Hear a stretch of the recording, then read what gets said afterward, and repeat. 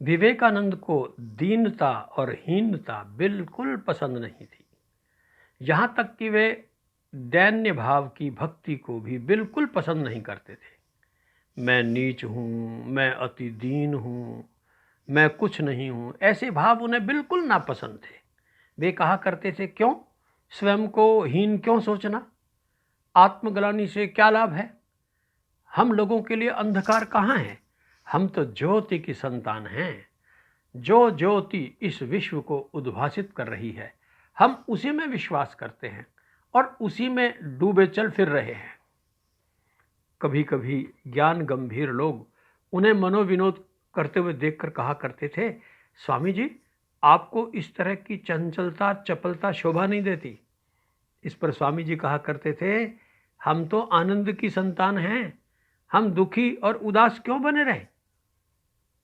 स्वामी जी हिमालय की यात्रा कर रहे थे। उन्होंने देखा कि एक बूढ़ा यात्री बहुत थक गया है। उसने क्लांत होकर थक कर स्वामी जी को कहा, महाराज, सामने इतनी ऊंची पहाड़ी है, कैसे पार करूंगा, मुझसे तो अब चला नहीं जाता। स्वामी जी ने कहा, जरा पीछे मुड़कर देखिए, सामने कितनी दुर्गम पहाड़ियां हैं, ये आपने अपने इन्हीं पैरों से पार की हैं, ये भी पार हो जाएंगे, बस चलते रहिए। यह सुनते ही उस यात्री की निराशा दूर हो गई और वे फिर से तरोताजा होकर चल दिए। सन 1898 की बात है।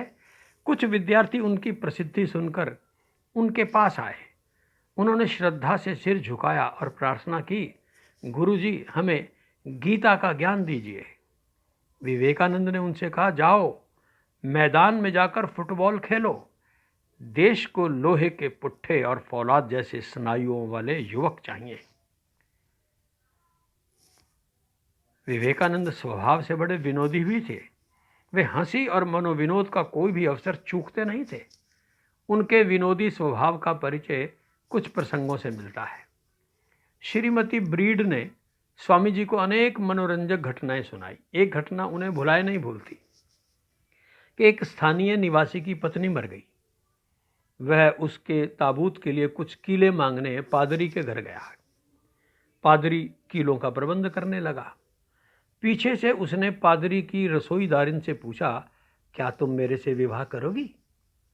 रसोईदारिन उस प्रस्ताव पर बहुत नाराज हुई। वह बोला, चलो 2 दिन बाद देखेंगे। अगले हफ्ते वह आदमी पादरी के गेट के खंभे पर आ बैठा।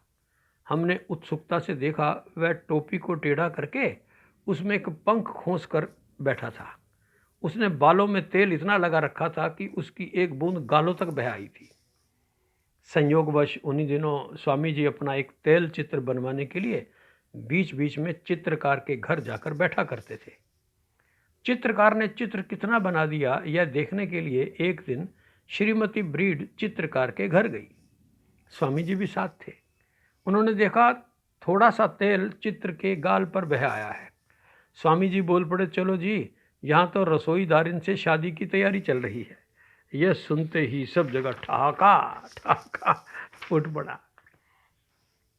विवेकानंद कभी काल और समय की सीमाओं में नहीं बंधे, बल्कि जैसे जैसे वे काल और स्थल की सीमाओं को तोड़ते गए और जीवन को साक्षात अपने सामने देखते गए, उनकी दृष्टि उतनी विशाल और उदार होती चली गई। वे स्वयं लिखते हैं कि 20 वर्ष की अवस्था में मैं अत्यंत असहिष्णु और कट्टर था। कलकत्ता की सड़कों के जिस किनारे पर थिएटर है, मैं उस ओर के पैदल मार्ग ही से नहीं चलता था। अब 33 वर्ष की उम्र में वेश्याओं के साथ एक ही मकान में ठहर सकता हूँ और उनसे तिरस्कार का एक शब्द भी कहने का विचार मेरे मन में नहीं आएगा। विवेकानंद को अपने जीवन में ऐसी अनहोनी और नई स्थितियों में से गुजरना पड़ा। हिमालय के लद्दाख और तिब्बती जातियों में आज भी बहुपति प्रथा प्रचलित है। विवेकानंद वहाँ जिस परिवार में ठहरे थे, वहाँ 6 भाइयों की एक ही पत्नी थी। विवेकानंद ने भारतीय विवाह प्रथा को ध्यान में रखकर उन्हें समझाना शुरू किया कि ऐसा तो नहीं होना चाहिए। तब एक बुजुर्ग ने बड़ी हैरानी से कहा, आश्चर्य है स्वामी जी, एक स्त्री पर अकेला एक पुरुष अपना कब्जा बनाकर रखे, इससे बढ़कर स्वार्थपरता और क्या होगी। विवेकानंद यह सुनकर निरुत्तर हो गए। उन्हें समझ आ गया कि रीतियां काल और स्थान की परिस्थितियों के अनुसार बदल जाती हैं, उनमें पाप और पुण्य ढूंढना व्यर्थ है। विवेकानंद उन दिनों बेलूर मठ में थे। एक दिन उनकी माता ने इच्छा प्रकट की कि वे आसाम प्रदेश के तीर्थ स्थलों की यात्रा पर जाना चाहती हैं। विवेकानंद ने उनकी आज्ञा को शिरोधार्य करते हुए ढाका जाने की तैयारी कर ली। यद्यपि उनका स्वास्थ्य अच्छा नहीं था, फिर भी वे अपनी माता को संतुष्ट करने के लिए अपने सन्यासियों को संग लेकर 18 मार्च को ढाका की ओर चल पड़े।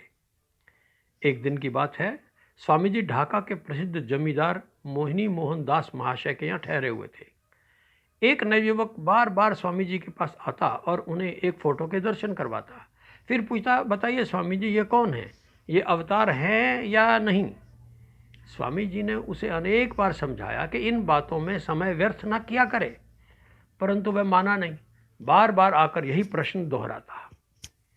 एक दिन स्वामी जी ने उसे कहा, भाई अब आगे से अच्छी तरह से भोजन किया करो, इससे तुम्हारे मस्तिष्क का विकास होगा। पौष्टिक भोजन के अभाव में तुम्हारा माथा सूख गया भाई। यह सुनकर वह युवक रुष्ट हो गया, परंतु विवेकानंद ने कहा, मैं क्या करूं? भगवान के अवतार इस तरह जहां तहां नहीं हुआ करते। मैंने सुना एक ढाका में ही 3-4 अवतार खड़े हो गए हैं।